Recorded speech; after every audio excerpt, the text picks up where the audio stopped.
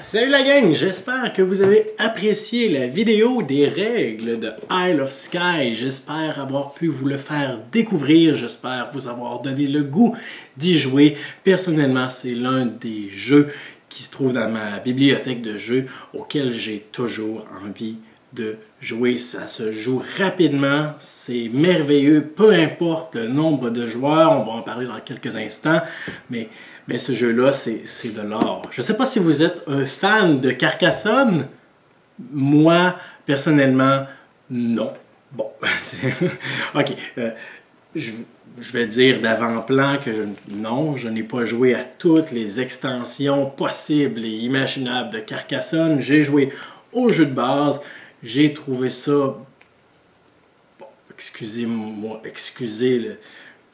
pardonnez mon langage, mais j'ai trouvé ça limite plate. Bon, je vais m'attirer les foudres de quelques-uns, mais ce jeu-là vient de prendre Carcassonne qui était juste ici, puis on a fait une seule bouchée. Et pour moi, à mes yeux, ce jeu-là remplace totalement Carcassonne. Pourquoi? Bon, pour différentes raisons, et là je vous entends déjà dire oui, mais là t'as pas joué à l'extension 177 de Carcassonne qui change complètement le jeu et qui...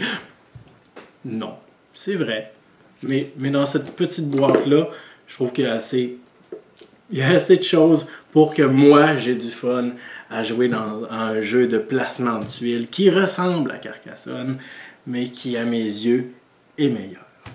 Alors, premièrement, je trouve que le plateau de jeu, le plateau central avec la possibilité d'avoir des objectifs qui varient d'une partie à l'autre, ça ajoute grandement à la rejouabilité, mais ça ajoute également du piquant à chaque partie et également différentes stratégies parce qu'on peut décider qu'on laisse de côté totalement l'objectif A qui va marqué dans les premiers tours de la partie et on décide de se concentrer sur les objectifs de fin de partie pour pouvoir justement avoir quelques tours d'avance sur les autres pour pouvoir les préparer et marquer beaucoup de points en fin de la partie, espérer comme ça gagner la dernière ligne droite.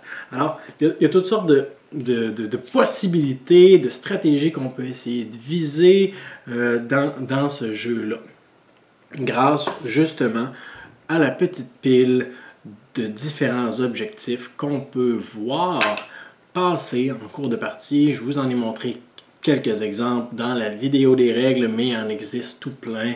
Par exemple, d'avoir différents types d'animaux autour d'une fermette. D'avoir le plus grand lac qu'on a dans notre terrain, s'il est fermé, on compte le nombre de tuiles. Qui est caractérisé par sa grandeur et on fait x2. Ça nous donne toutes sortes de points. Tous les territoires qui sont fermés dans notre royaume nous donnent 1 point. Le joueur le plus riche marque des points. La disposition de notre royaume va nous donner des points. Des bateaux et des phares dans nos lacs, si on les a en duo, on marque des points. Alors, il y en a 16 des objectifs et à chaque fois, on va en avoir 4 différents. Puis en plus, l'emplacement où est-ce qu'ils vont être situés va varier également et va peut-être justement changer notre stratégie parce que c'est beaucoup plus facile d'avoir, par exemple, je sais pas, des grands lacs qui sont fermés si on marque cet objectif-là à la fin, tandis que si on le marque au début, eh bien, ça va peut-être être moins intéressant. Alors qu'il y a toutes sortes de choses, simplement que pour les objectifs, qui font en sorte que ce jeu-là est différent à chaque partie. Bon. Ensuite, concernant une des inquiétudes que j'avais au départ quand j'ai commencé à m'informer à propos de ce jeu, c'est à savoir, est-ce qu'il est bon à 2 joueurs? Est-ce qu'il est aussi bon à 5 joueurs? Parce que le range, excusez-moi l'anglicisme, mais en fait la capacité de joueurs dans ce jeu-là, c'est de 2 à 5. Alors pour moi, c'est très important de savoir si c'était bon, peu importe le nombre de joueurs. Et c'est le cas. Bon, à 2 joueurs, la seule chose qui va être un peu moins intéressante, c'est les mêmes règles. Mais la seule chose qui va être un peu moins intéressante, ce sera la phase de commerce, puisque, bon, si moi, je t'achète une tuile, et là, c'est à ton tour de jouer, ben là, si tu n'en achètes pas, tu vas seulement en avoir une dans ta possession. Si tu m'en achètes une, ben là, on va s'en être volé une, donc on va en construire deux chacun. Alors, c'est beaucoup moins stressant, il y a beaucoup moins de tension dans cette étape-là. Il y a tout de même la pression d'acheter des tuiles à l'autre joueur simplement pour éviter d'en placer seulement qu'une alors que notre adversaire en place trois. Mais sinon, c'est le même jeu. Et au final, le pointage va être très serré quand même. Tandis qu'à 5 joueurs, la phase de commerce, où est-ce qu'on va acheter les tuiles, les autres joueurs, est très tendue. Parce que là, lorsqu'on est le premier joueur à parler, là, on a une grosse décision à faire. Parce que si on décide parce que si on décide de ne pas acheter de tuiles, soit parce qu'on a mis tout notre argent, on a investi tout notre argent dans les tuiles qu'on avait déjà, ou parce qu'on décide de ne pas en acheter tout court, eh bien là, il faut penser que si on joue à 5, il y a 4 autres joueurs après nous qui vont avoir la possibilité de venir acheter nos tuiles. Et peut-être qu'après que chacun ait choisi ses tuiles, peut-être que moi, je vais me retrouver avec rien du tout. Alors ça peut être un choix très déchirant qui peut nous coûter cher, mais qui va amener de la tension à chacune des parties qu'on va faire. Bref, c'est ce que j'avais à dire. Bon, en fait, il y a aussi l'immense sac de tuiles, alors, qui est très varié. Là, il y en a des tas et des tas là-dedans. Impossible de passer au travers du sac.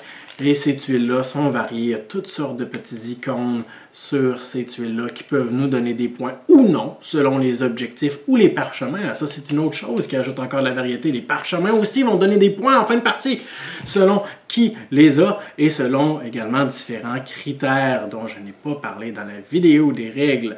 Mais il y a aussi quelque chose que je voulais aborder, justement.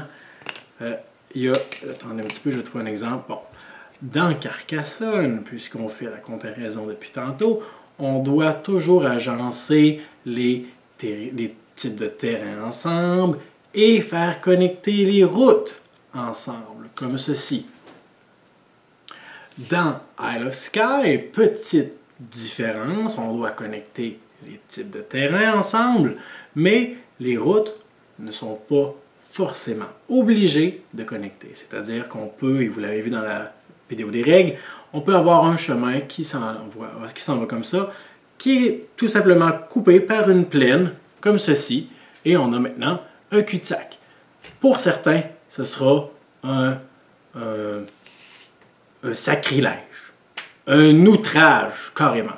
Et là, ma caméra est en train de glisser. Reste ici, toi. Où est-ce que tu t'en vas? Très bien. Reste avec moi. Ça va bien aller. Alors, pour certains, ce sera un sacrilège, le fait que les routes ne doivent pas obligatoirement connecter ensemble, et peut-être que ça va être assez pour leur dire « Ce jeu-là, jamais je vais l'acheter! » Mais pour moi, ce n'est pas le cas, et je trouve que c'est un peu simple d'esprit de se limiter à ça, mais bon, peut-être que là, je ne pèse pas mes mots, mais donnez au moins la chance au coureur, essayez-le, et vous ferez votre propre opinion par la suite. Bref, c'est ce que j'avais à dire sur ce merveilleux petit jeu. Hey, je vous encourage à commenter cette vidéo. Hey, dites-moi non, est-ce que vous, ça vous fait quelque chose que les routes n'ont pas besoin de communiquer ensemble comme dans Carcassonne? Vous êtes de quel côté? Dans quelle équipe? Équipe Carcassonne, équipe Isle of Skye. Qu'est-ce que vous pensez de ces deux jeux-là? Est-ce qu'ils peuvent cohabiter ensemble ou est-ce qu'il y a une rivalité entre les deux? Alors bref, je vous encourage à commenter, puis on va peut-être avoir une bonne discussion là-dessus. Merci beaucoup.